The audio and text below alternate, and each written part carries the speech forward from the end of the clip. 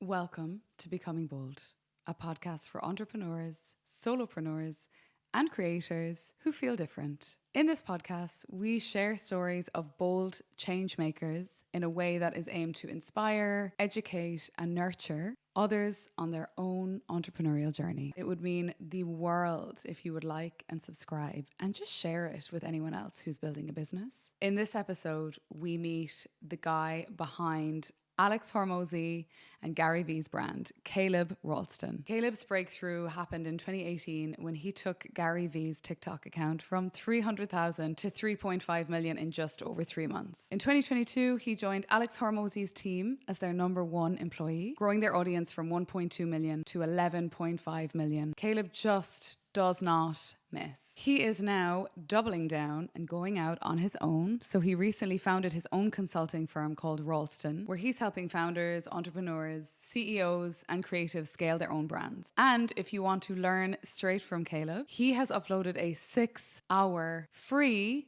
course on YouTube explaining everything he knows about building your personal brand. So go check it out. We'll put it in the comments. I reached out to Caleb on LinkedIn. I slid straight into his DMs after I listened to an episode of him and Jay Klaus talking about everything to do with building your personal brand. Obviously, I talk a lot about that myself. I help people build their brands on LinkedIn. The episode was honestly one of the most transformative pieces of content I think I've listened to in a long time, or maybe ever listened to. So I contacted Caleb and I was like, listen, you are a fascinating guy. I really want you on my podcast. And he said yes. It is a reminder to everyone to shoot your shot, slide into that DM, go and do it. It's so worth it. The worst that can happen is they say no or you get ghosted. That's also happened to me a million times. Anyway, let's jump into the episode. I hope you enjoy. Caleb, what an honor to have you on my Becoming Bold podcast. Thank you for having me. I think the honor's mine. I appreciate the opportunity to get to chat. Just, I suppose, to give context, I came across your podcast with Jay Klaus, who is incredible. Love him.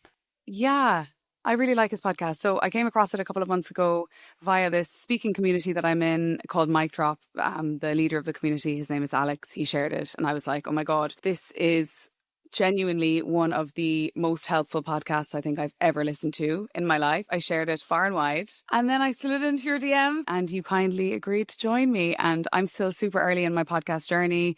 It's something that I have literally wanted to do for years. And I'm just really grateful to have you and to be able to have this amazing conversation with you that is hopefully going to help our listeners understand a little bit better about how to build their brands and how to create content that works. I mean, there's so many things. I've done quite a lot of background digging about you and your life and your background, and we will come on to some of those things that I found particularly bold and particularly interesting. But I would love you to give us a bit of a background, who you are and what you're doing. My name is Caleb Ralston. I am the founder and brand strategist of Ralston. It's my consulting firm.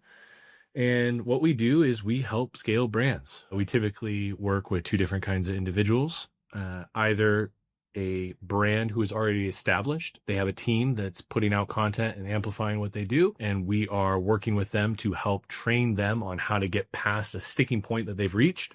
Or we're starting from ground zero and helping our clients actually build out their brand and build out their team that amplifies their brand online. I've been doing this for about 16 years now.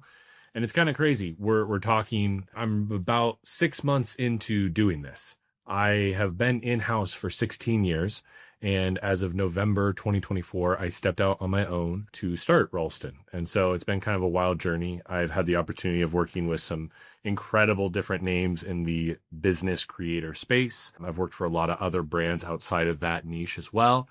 And yeah, I'm just stoked to be able to share some little beliefs and views that little Caleb has with you and your audience. Oh my God, you started your business the same time as me. That's wonderful. Really? Wow. Yeah, November. Well, technically I registered mine on the 16th of October, but I started in November and then of course we had Christmas, but it really started at the beginning of the year. I still don't even have a proper functioning website, but I'm just like, you know what? Go with it. And similar, I think to you, I had about 15 years in-house or in businesses and I just really wanted to work for myself. So Yeah, how is it going? Literally, it's been what, 8, 9 months? It's been phenomenal, better than I could have ever imagined. I never would have expected that within the first 6 months proper, because I agree. Like I started in November, but really it started in January. And in the first 6 months, I never would have imagined that I would have a team of three of us, including myself. I have Trevor Odom, who is our content director, gangster extraordinaire. And then we just recently brought on a chief of staff, Kate. She's a little bit more behind the scenes and everything, but she is an absolute savage. And it's been insane. I never would have guessed that it would have gone this way. So I'm very grateful. I'm very fortunate. I believe that it has a lot to do with the 16 years more than maybe the last 6 months, if that makes sense. But I think strong foundations lead to really good opportunities. That's incredible. I'm so glad that it's going well, because it's not always the case. People set up their businesses and then I feel, and I've spoken to a few people that are on a similar path. And I think kind of between 6 and 8 months in is when things start to get a little bit like, okay, what am I doing? Have I made whatever? So I'm hoping for me that I've made the mistakes I need to make now to actually have everything kind of set up for me to be able to move forward and be like, okay, I have a solid foundation now to move in the direction I want to go. To be clear, I will definitely make more mistakes. There will be many more mistakes to be made. I view business as and I'm very new to it, so I'm not talking about this like I'm some business expert by any means. I'm the brand guy, not the business guy. But what I am going into this with the mindset of is how many different ways can I fail quickly to learn? And I'm just trying to learn. I historically have been the kind of person that overthinks everything, beats myself up. And so when I have a failure, when I do something wrong, I have typically kind of retreated into a hole for a second and kind of had to get myself back together or whatever. And right now I'm trying to have a completely different mindset, which is I'm winning if I'm messing up. And by messing up, I'm getting closer and closer and iterating closer to my desired outcome, what I want my business to be like. It's less of these little L's that come along the way. They're not indicators of why I shouldn't be doing this. They're indicators that I'm making progress and that I'm growing and that I'm trying things that I've never done before. And so I think it's just a little mindset shift. But yeah, congrats to you as well. That's awesome. You're so right, though, by the way. Don't get it twisted. The mistakes are 100%. They are so coming for me, and I've already made loads of them. But you were right in that, the biggest learnings I've had so far have been from the biggest fuck ups, basically, and the biggest mistakes that I've made. And I had a particularly challenging situation a few months ago with a client, and it actually kind of transformed the way I view my business, and it transformed my business as a whole in a way, and it changed what I was offering. I want to take it back. So you are responsible for getting Gary V's TikTok from 300,000 to 3 million in 2018. I was the guy that was running the TikTok. Yes, there was other people on the team that were making clips. And obviously, with Gary, he's pretty prolific. So no matter what he did, he would have blown up. But yes, I was running the page when we went from 300K to 3.5. I love how humble you are already. I love that. I know you've also done a bit of work with people like Alex Hormozi and other seriously impressive names, which is incredible. Tell me about the shift going from working with them and promoting their brands to now having to, I assume, do it for yourself. Yeah, it was the craziest thing. I've been doing this for a very long time with a lot of different kinds of individuals, with a lot of different industries and niches.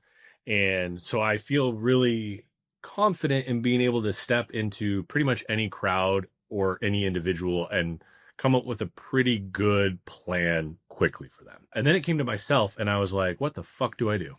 I have no idea. Yeah, that was why my first hire was Trevor. I needed somebody to tell me what to do. I turned to him and I was like, dude, I know exactly what I would tell a client, but when it comes to me, I have no clue what the fuck to do. Do we need to shoot photos? Do we need to write a bio? What do we do?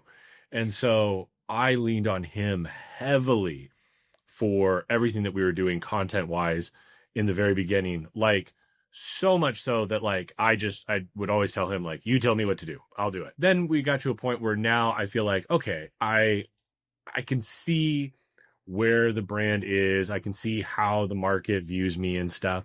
But even now I'm constantly, I lean on him because it is weird going from being the guy that builds the plans and does everything for people behind the scenes to now being somebody in front of the camera. It's a very bizarre, real talk, Amy, real.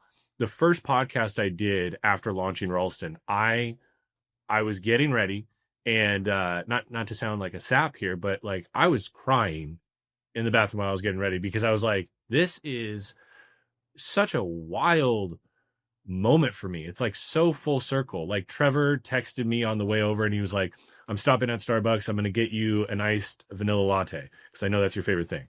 And that's what I always used to do for the people that I worked for. And they'd be going on a podcast. And now we're in this moment where he, based on what I've taught him and what he's learned and what he's picked up from what I did or didn't do, he's now doing that. And I'm feeling the impact of it. So it was like this moment where I was like, wow, what I've done for others in the past was more impactful than I ever realized, because now I'm experiencing it. And also, it's so cool to see him. Like, I've watched him step up and everything. And so it's been a very wild experience. I will tell you that. And Yeah. I'll speak to this too, because I'm sure a lot of people can relate to this. There's a lot of anxiety attached to it, because I've seen how this goes for the people that I've worked for, the good and the bad, right? And so I'm very keen and very aware of how effective this can be, but also the downsides that can come with making content publicly and being online and exposing your business rather than building it privately, like having it be a build in public.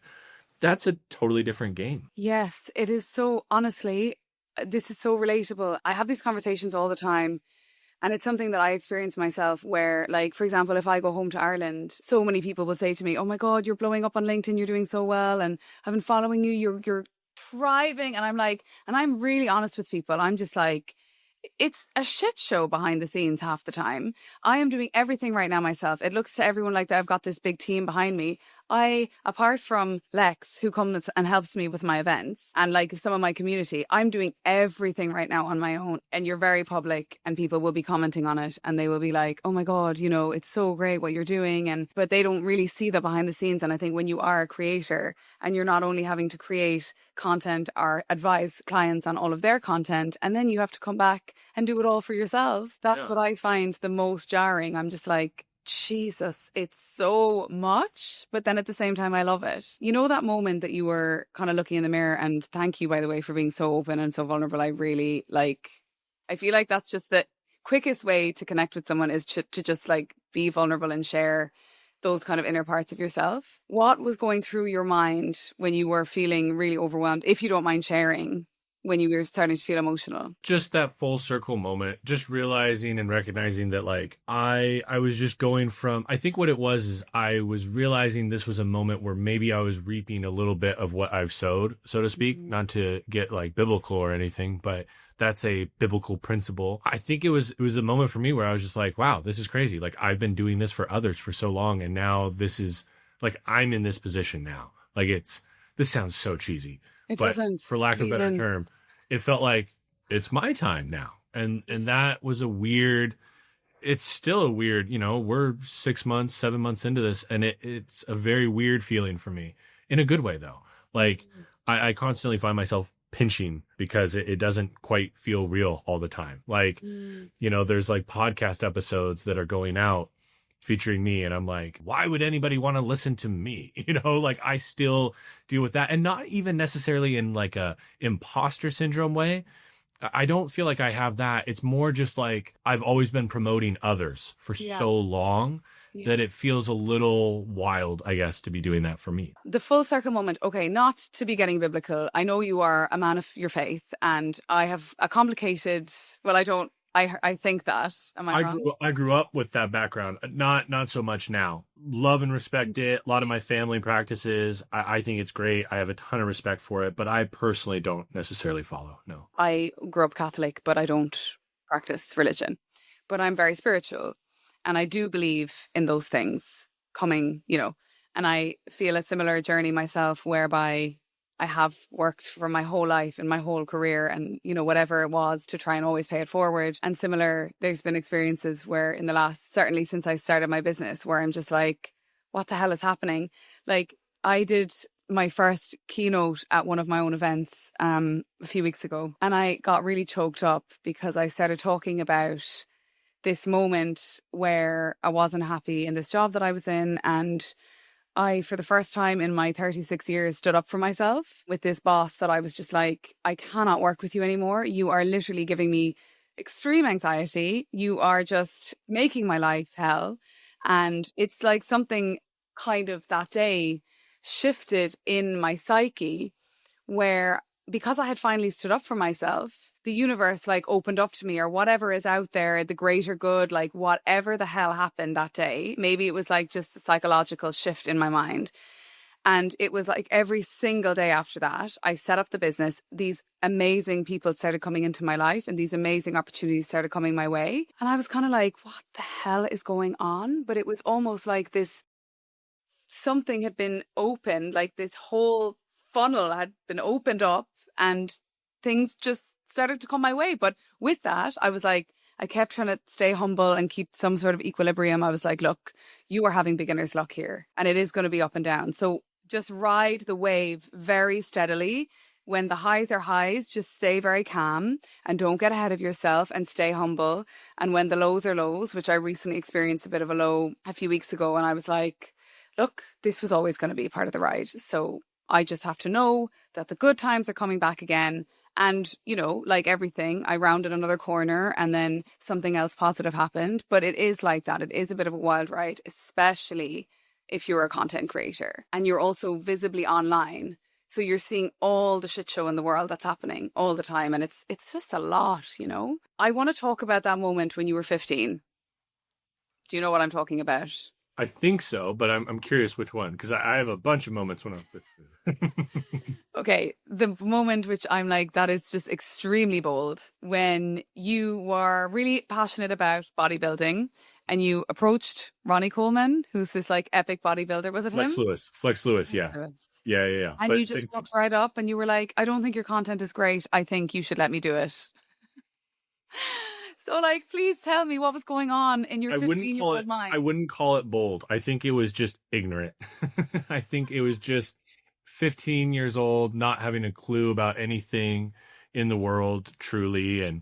And also, to be fair, I grew up in that world. So like, a lot of people see those individuals as really intimidating. I would if I wasn't experienced in that. But like, I grew up, my dad was a bodybuilder and jacked out of his mind, you know, like I remember going to the gym all the time as a kid and seeing just like huge humans, you know, there was definitely nothing there. So I don't think it was, I really don't want to say it was that bold, mainly just because like it was normal to me. And I think that I also had an incredible mentor in Sean Cannell, and he was amazing at kind of, I think what it was is I kept seeing him make bold, because for him, I would argue he didn't have as many reasons to do some of the big moves he made that I did. And I watched him make these decisions, and I think I just, through osmosis, maybe learned like, this is the way to approach life. You know, Yeah. I also knew that like, I'm not good at school. Things are not going well in that path. And like, I don't foresee my life going well if I go down that route. So I have to figure out how to make this video thing work. And, you know, I think a lot of young people probably that are ambitious feel this. Like I had this feeling like I didn't have that much time. It wasn't true. It was inaccurate.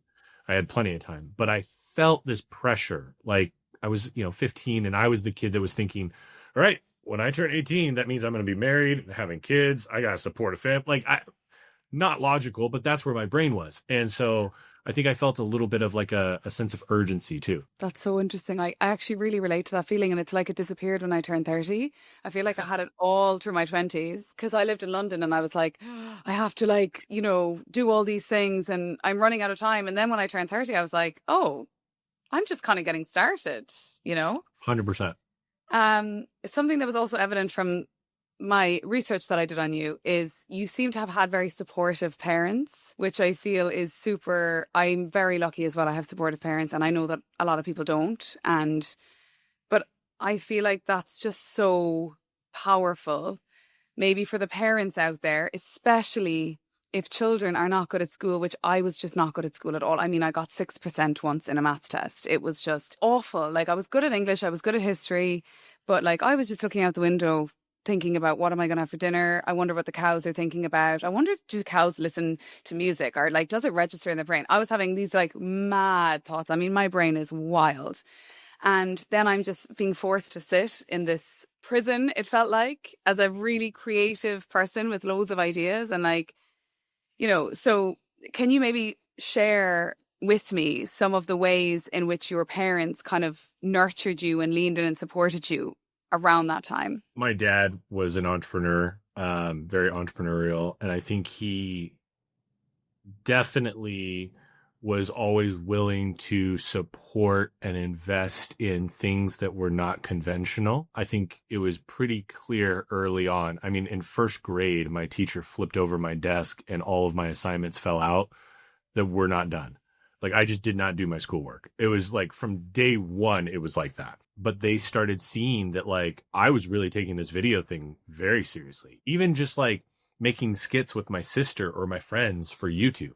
Like, I would spend hours in Premiere, ingesting the tape by real time and then editing it. And like, I would put so much effort into these little silly videos with friends that I'd put on YouTube. And so I think they saw that I was putting more effort into this than anything school related I had ever done. So I think for them, they were probably like, this is our son's only hope. We better invest in this. Otherwise, we're going to have a real fuck up of a kid.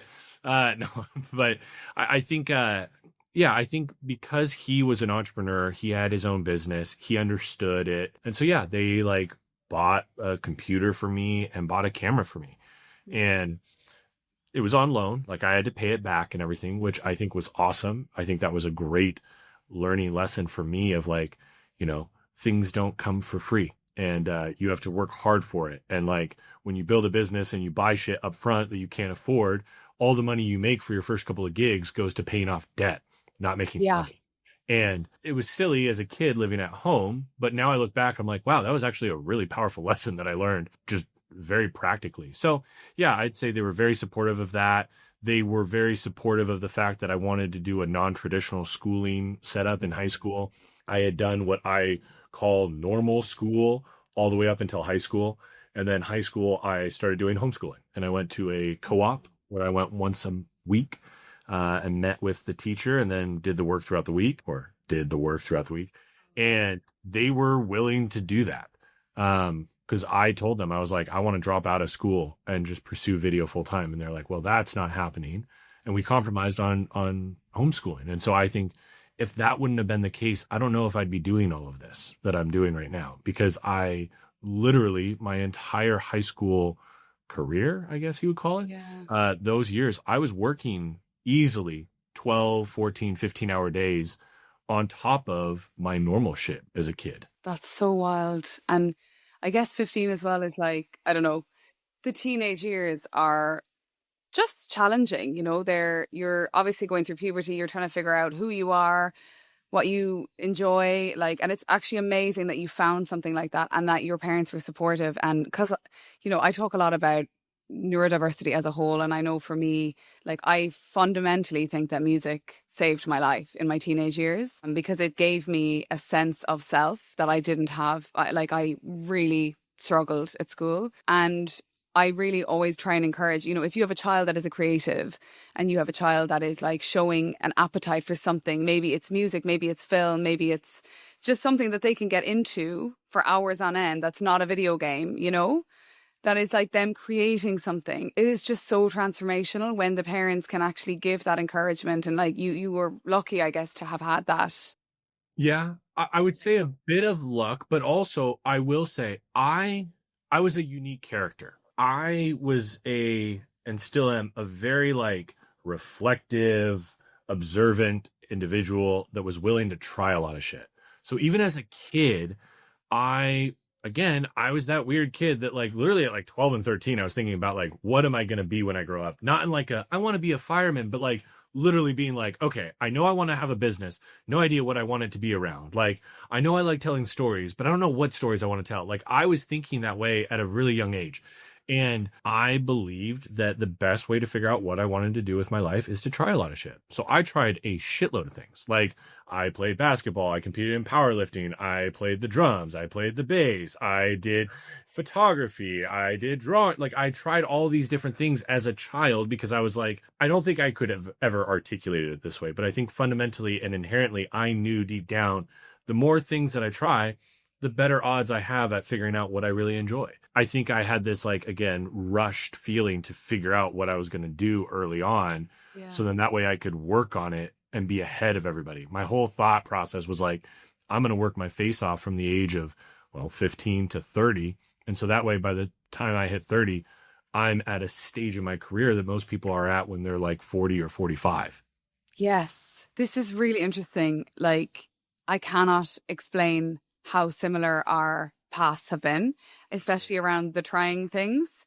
I won't even go into it because it'll be kind of boring and, it's off topic, but literally that is exactly how I used to think. I want to try loads of different things. I mean, when I was in Berlin, I was a spinning instructor and a recruiter and all these, and everyone's like, you're always doing all these things. And I'm like, I am so lucky to be able to have the access to, I wanted to be a DJ. I also was learning the bass last summer. Like I want, and I think what I have found with setting up my own business in this world that we're in, and we're obviously in very similar worlds, helping people build their brands. I feel like all my loves are coming together now, and all of the things that I love doing, like I love helping people feel really good about being seen, especially women and, people that don't maybe necessarily see themselves as entrepreneurs. And I'm like, oh my God, everything is kind of coming together. Even things like I used to love video editing when I was in my teenage years, using iMovie for really random, and I always was just trying things and trying to learn. And if I didn't like it, I would move on to something else. And I think now it's amazing that we have both found this path as entrepreneurs doing something that we love, where it's all kind of there together. I'm really interested. So not to be trying to get you to give me like some sort of free consulting, but someone in my position who is literally doing it all at the moment and is kind of a bit exhausted, to be honest. There's a lot of people around me who are at the same stage where I am with my business. And I would love to understand from your point of view, we have brands, we are creating content, we're trying to create content that is like adding value to our target audience, creating free value. But I feel like, and I'm speaking very openly about myself, sometimes I just get really caught up in the noise. And sometimes I'm like, we mentioned this before, I'm really good at telling everyone else what to do.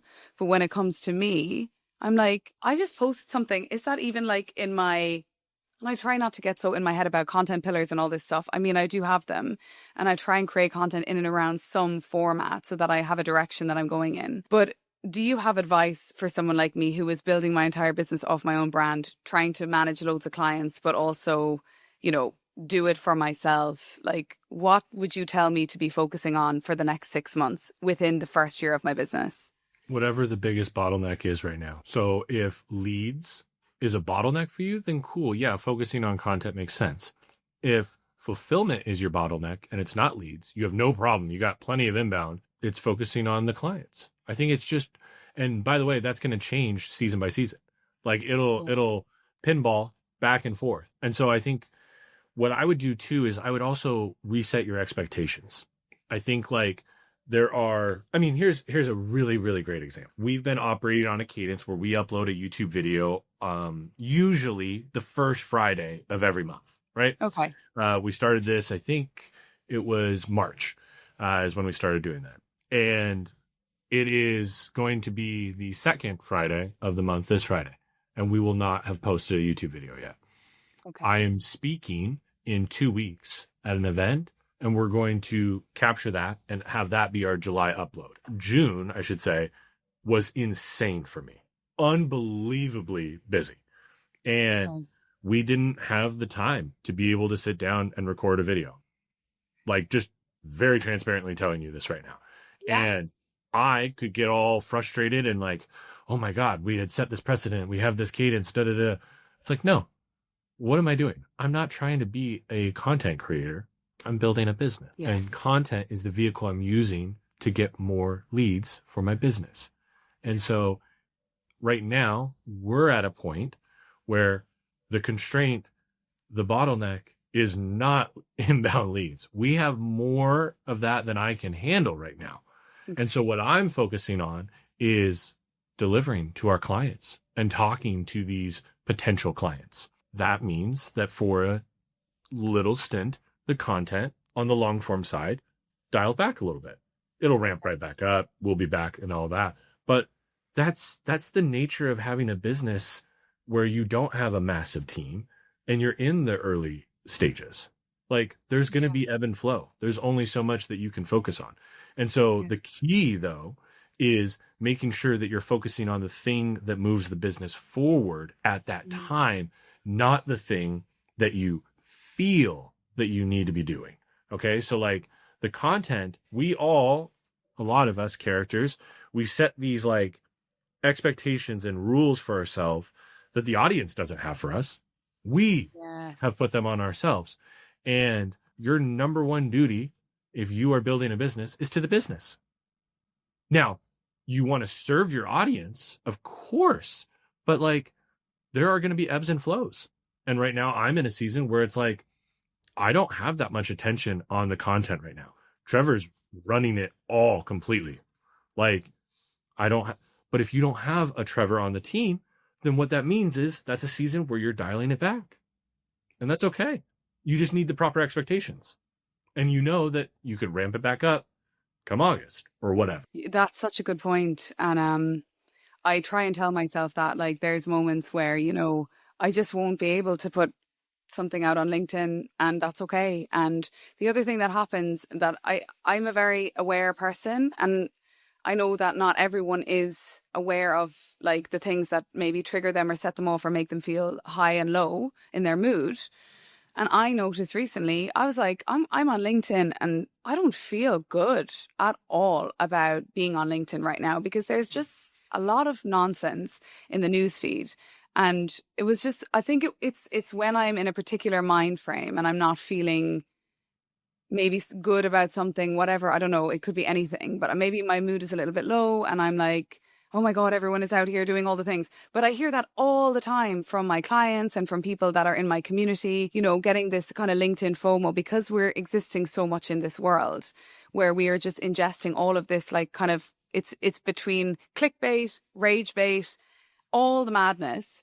And it's like navigating your own mentality around the FOMO and around, and realizing like, okay, I might not post today or tomorrow, but I have enough planned. And again, as you said, I'm kind of navigating the ebb and the flow. Is that something that you also experience, this kind of FOMO out there? Or are you just like, I'm beyond that? I wouldn't say I'm beyond that. I just intentionally set up parameters to make it harder to experience that. So I just try not to consume a lot of content from quote unquote competitors. I just try not to look because it's irrelevant. It doesn't actually help me in any way, shape, or form. It's my primal brain looking for a problem to freak out about. In my opinion, that's it. Like it doesn't serve me in any way, shape, or form. So I do my best. I don't do it perfectly, but I do my best to avoid consuming that. I would also say that for those listening or watching, there's something in what I just said that you should pick up, which is I'm busy and haven't been able to focus on the content. So what are we doing for July's video? We're taking a speech that I'm giving and using that as our video. It's getting creative with the shit that you are having to focus on right now in order to derive your content from it. Do I believe that that is going to perform like our other videos have? Probably not, because it's not going to be made for YouTube. It's made for the people that are there, and then we will put it on YouTube. Maybe it'll work. I don't know. My expectations aren't super high for it though. And so like, I'm constantly trying to adjust my expectations towards, and I have the luxury of like, I've been doing this for a long time. So I know like, yeah, we've been uploading more direct to camera style videos. This speech, nobody's ever seen me in an environment like this. Probably not going to hit. Maybe it will. I don't know. But I'm not going to get upset and discouraged by it not doing well. That's really smart, doubling up on like getting creative, as you've said. And you know what? I've started running like monthly webinars and I will record myself as well as recording the session on Yes. Zoom. I'll record myself doing it on my phone. Or the camera and then over here. Oh, yeah. And then I'll pop it through Opus AI or one of those and just churn out as much video as I can, because honestly, I still feel a bit weird about this video. And I know a lot of my clients also feel really strange about it. So I've also started doing interviews with them where we pop it into Opus AI and I'm like, I'm going to give you all these clips. And it's, I suppose, finding a means where you're going to do it and it feels comfortable, you know, because if I'm expecting people to take, you know, they're not going to do it. So I agree with you in getting creative. Another thing I wanted to ask you about, I did see one of your YouTube videos and I mean, it was really something to behold, because obviously you've got this editing background and I was like, this is such elite content and it's going to be amazing. Obviously you're still early enough in your journey and I'm just like, oh my God, so many people would love to learn from someone like you. So I assume the journey that you're going to go on is maybe, is it educating people on how to build their brand via long form content on YouTube? We're going to start picking up short form on Instagram, and we're going to start picking up LinkedIn as well. Okay, so is your... But yeah, my goal is just to literally give away exactly how to build your brand without ever working with me. I love that. Plain and simple. So, because I say that kind of thing as well, and people are like, oh, you need to have a paywall and you need to turn this into a paid community. And I'm like, the money will come. If I put all this really great stuff out there, the money is going to come in one way or another. And it is coming in one way or another. So I'm a big believer in free value as well. Can you kind of talk me through your philosophy behind why you do this? Is this something that you heard or is just something that you feel in your heart? Learned it from Gary. Oh. Jab, jab, jab, jab, right hook. And it's just give, give, give, give, give. I read it in that book. I wasn't on the team when he wrote that book, but I read it and I remember being like, yeah, that makes total sense. He talked about how like in this new world of like internet business, the way to win and stand out is actually to act like you're a like old time small local mom and pop shop and you treat people that way. And yeah, I think I got it that way. And I figured, okay, I started looking too at like my buying behavior, and I am obsessed with my Harley Davidson, my motorbike. And I would watch videos on all the different upgrades that I wanted to do on YouTube, where my local Harley dealership would walk me through exactly how to change the exhaust pipe or how to do a cam swap or whatever. And these are all pretty basic things to anybody who is mechanically inclined. I'm not a mechanic. Like, I'm going to fuck it up. And so I'd watch those videos and be like, I know exactly what to do. I also know exactly how complicated this is. And who do I trust to do it? The person I just saw do it on 5 different bikes. And so I always have felt like, you know, and then working in house for these different characters, like I've seen it time and time again, where it's like the more that you give your audience, the more you get. And so I was like, well, I've never seen anybody that I've worked for or worked with do this. I'm going to put out an entire course on YouTube for free, 6 hours and 22 minutes. And we put like a workbook that you can follow along with it, that people can download. And that workbook, this is the only way that people can sign up for my newsletter right now. We have over 14,000 people that have signed up since April. What? We had 0 people on our email list April 4th. And as of like literally like a week or 2 ago, we were at a little over 14,000. Like, that's absurd.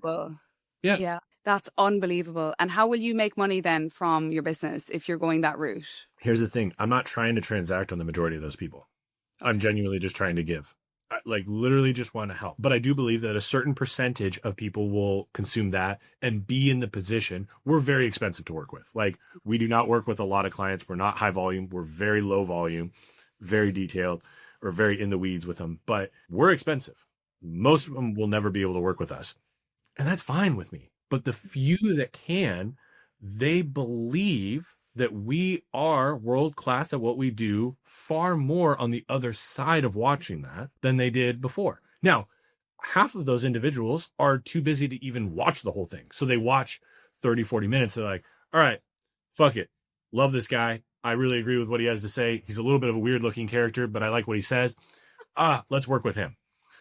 And I believe I'm seeing that already. Like, you know, we had the 14,000 people sign up for the newsletter, but we've had over 300 people now apply to work with us off the back of that.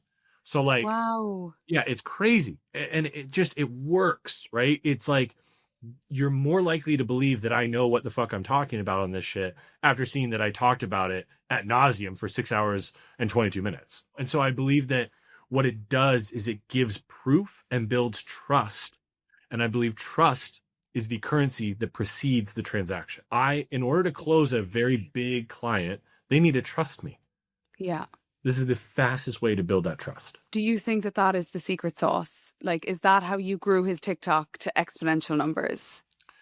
I think we grew his TikTok because, one, Gary just has an amazing, prolific message, helps a lot of people. He's wildly charismatic and entertaining. So, but yes, I think that the reason why Gary's brand blew up and has grown and stayed relevant the way it has is because he invented the jab, jab, jab, right hook. Like, he was the guy that literally created that and showed what I would argue actually is he invented this whole thing. And now there's a bunch of characters that are doing similar things. And that's what I'm trying to do is model after in my own way. I'm not Gary. And there's a lot of things I'm going to do differently, but I'm trying to take the principles of how he went about it and how he's shared that with everybody so publicly, so freely.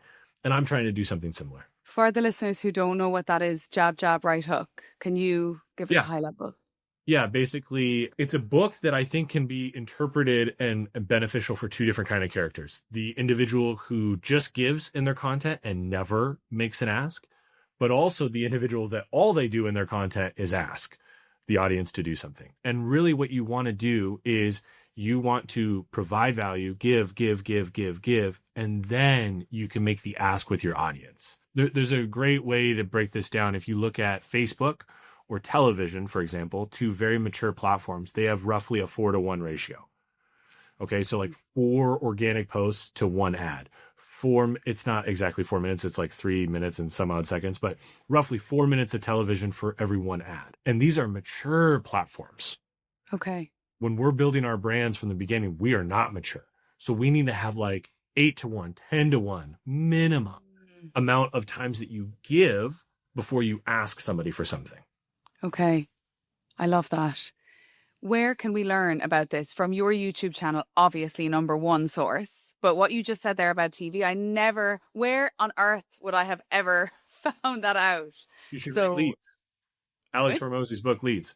He breaks it down in there. He breaks down the give to ask ratio and everything. Yeah. Like that would be the resource that I would look at. Gary Vee and Alex's book. I've listened to a number of their podcasts, but I think I just need to lean in and read the book. I always get like 30% into a book and then I'm like, I would say Day Trading Attention and Leads would be the two that you should read. 100%. Okay. I need to put those in the comments too. What was it like working with these two incredible, wild characters, I imagine? Amazing. Just like learnings upon learnings upon learnings. And I think, I don't know why, but I've always gone into these opportunities with like trying to identify what are they competitively great at? What are they world class at that others don't have? And how can I, in my own way, extract that from them and be able to like take that same way of thinking, operating, whatever, and then, reconfigure it into my own way and apply it to my life, how I operate. I mean, there's, millions of different things that I picked up. I am a collection. I am a formation, I guess, of all the things that I've learned from the people that have gone before me. And what is it about them that makes them like this level of successful? I couldn't answer that. And I don't think actually they could either. Totally. I think that they can give you, I think we can give our theories as to why, but we'll never actually know why. I think, Gary articulates about how it was the fact that he was raised the way he was and his mother and his gratitude and stuff. But I'm sure there's a lot more to it as well. So I can't really speak to it other than the one very key thing. They just don't give up. Literally, no matter what, they don't give up. And I think that's the best principle. There's a lot of tactics and a lot of things that you can take, obviously. But the biggest overarching thing that I would say is they continue to win because they do not give up. Which is very much in the mindset. The mindset is everything. That was one of the biggest things I did last year before I set up my business, was just really check myself, check my mindset. And even in those moments, like I mentioned, where, you know, whatever, I lose a client or something happens, it's just this constant reminder or this constant voice in my head that I'm like, I have to keep going. I can do this. I am resilient. And it's this internal dialogue. And I do have a suspicion that they probably have that. I'm sure you have that. People that are successful have a very powerful internal voice. And I think it is, you know, people use this language, grit, this, that, and the other. And I'm like, it's just a very powerful inner world that you have. I mean, I'm sure you have as well. I have really crafted mine over the years, and I have been very intentional about who I spend time with, who I hang out with, who I learn from. And when I feel myself slipping in a way, I'm like, no, I'm not going to focus my energy on that right now. I'm going to focus on like what's going to drive me forward. What we spoke about earlier. Okay. There's something about the way you come across that makes me feel really good about listening to you. And I hope that you take that from this conversation. Your interview that you did with Jay Klaus, he's another one. Because when you're a woman entrepreneur, you're out here kind of navigating like a very male dominated world. And like respectfully, there is a lot of bro culture. And it's kind of exhausting. And it's kind of like, that's just not the way, I can't speak for every woman, but that's not the way our brains work at all. So being able to listen to you on a podcast, I just kind of felt like I just felt kind of involved in a way. And I feel like you have got a really good way of delivering your message in a way that is not bro-y, in a way that is very kind of, I suppose, inclusive. It's probably the word I'm looking for, even though that's kind of like a bad word now. In an inclusive way, in an engaging way, especially for someone like me who's just like allergic to the, you know, I make £500 MRR per month and you have to look really cross in your profile photo. And the message that I send to my clients is like, you have to look like you in your profile photo. I want you to look, smile if you want to smile. So the way you kind of are and the way you show up is very likable. You seem like a very cool guy, very approachable. Is this intentional and is this something you've even considered? And is this a shock to you? Or is it just like, this is who I am? Well, first of all, thank you. I don't even know quite how to respond to that, but I appreciate you saying that. I wouldn't say it's intentional. Like, I wouldn't say it's contrived. I think I have always been this way. I've always communicated this way. I think due to whatever scenarios, chemicals, etc. And it's why I resonated with Gary so much from the very beginning. For whatever reason, like if you were to ask my mom, she would say, Caleb from day one has been a highly empathetic individual. And I think that it's empathy that allows me to be able to think through the fact that it's not just dudes listening to me talk, right? And I take it a step further. And I will say, I am intentional with this. Love this question. I'm realizing I am intentional in that I know that this is not a rule, just an observation. It's more likely that men listening to me are just naturally going to connect because I'm a man. If I know that to be true, but I also believe that there are women that need to hear this message and that there's not a lot of necessarily female voices that I know of. I'm not saying there aren't, but that I know of that are speaking to these matters. Well, I want this message to be heard. So I do try to intentionally use, Sarah as my random example rather than Brian, right? A lot of times. Now that I got from Gary, that's not me originally. There's literally a clip in one of the Daily V's years ago where I say this to him. I tell him how like cool I think it is that he always uses like a female example first before a man. And it's easy as a man to just use a male example, right? Just like I'm sure as a woman, it's easier and just comes naturally to come up with like a female example first, right? And I will say that is intentional, but it's not in some weird way. It's just I want to be able to reach women in a way that maybe if I wasn't intentional that way, I wouldn't. I don't know. And I'm not saying or claiming to be an expert on how women consume information or anything like that. That is not where I'm coming from in any way, shape, or form. But I do think that like it's empathy that allows me to think through the frame of like, what would make this click or attract women more so they hear the message behind it rather than getting caught up on the messenger, right? Yeah. As like, bearded, burly looking kind of weird character here. I try to get past that in the way that I communicate. I absolutely love that answer. And I feel like it's so evident that you're an empathetic guy.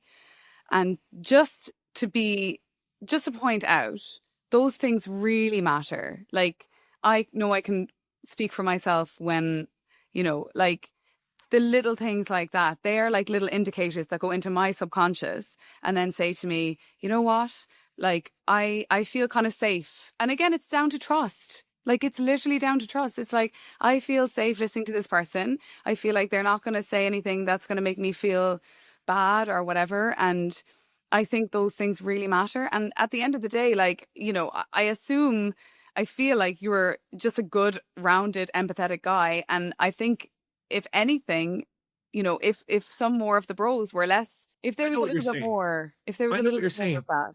And what you said at the top is exactly right. It's just leaning into whatever you actually are. Like, I am this, like, I love Harley Davidsons and loud metal, and I love getting into gnarly dance mosh pits at shows and like getting punched in the face. I also am more obsessed with Love Island than my girlfriend is. And like tonight, like I will be counting down the fucking minutes until it's 6 p.m. Pacific time and the new episode drops. Like I think I'm a weird character, and I hold both of those things. And so that tension maybe also is what makes it interesting, you know? And I think here's the key though. I've chosen to, despite what maybe some of my buddies will text me about when they hear things like this, like I don't care that that's weird to some guys. Yeah. I'm good with it. I know, like, this is who I am. I love Loud Harleys and I love Love Island, or Love is Blind or any of those shows. Like, I love all that shit. Blind. Oh my Yeah, God, I love wonderful. Love is Blind. Yeah. Another time I want to dive deeper into the topic because I think that's really important. And I think, I said this recently and it was a bit of a controversial thing to say, but, a lot of women, we get caught up in the cycle of just listening to women, entrepreneurs and creators and stuff. And I'm like, we are missing a trick. I am actually very happy to admit that I would like some masculine energy around me in running my business because women and men are amazing in different ways. We offer different things to the world. Our brains are wired in different ways. And there's just, in my mind, maybe it's a controversial thing to say. In my mind, there's no doubt about it. Men are really good at some of the things to do with business and women are really good at some of the other things to do with business. But I feel together we are extremely powerful. And that is kind of my mission and my purpose is to try and bring us back together. I'll end with one little nugget there. What you just described, Amy, is a white space. That is a space that right now is not occupied, and that any woman listening with that heart could totally occupy that. And that's how I think about standing out, is rather than trying to, as a woman necessarily, if you are this way, do it. But if you're not bro-y or whatever, as you're describing, don't try and mold into that. Be the thing that so many people are currently looking for and missing, rather than trying to, be the same as everybody else and what has been working so far. Do the exact opposite. That's what I'm trying to do. Every move that we're making, I'm trying to do the exact opposite of what all the other characters like me, or that would, classify as like me online, are doing. Yes, you're so right. When they zig, we zag. Always. Caleb, thank you so much. This has just been such an epic conversation. I knew it would be, but it surpassed my expectation. So I really appreciate you coming on to Becoming Bold. You are the ultimate bold badass. And I am so excited to watch you just go wild, wildly successful, wildly huge. You're going to blow up. I can feel it. And I'm going to be really championing you from the sideline. Thank you, Amy. I really appreciate it.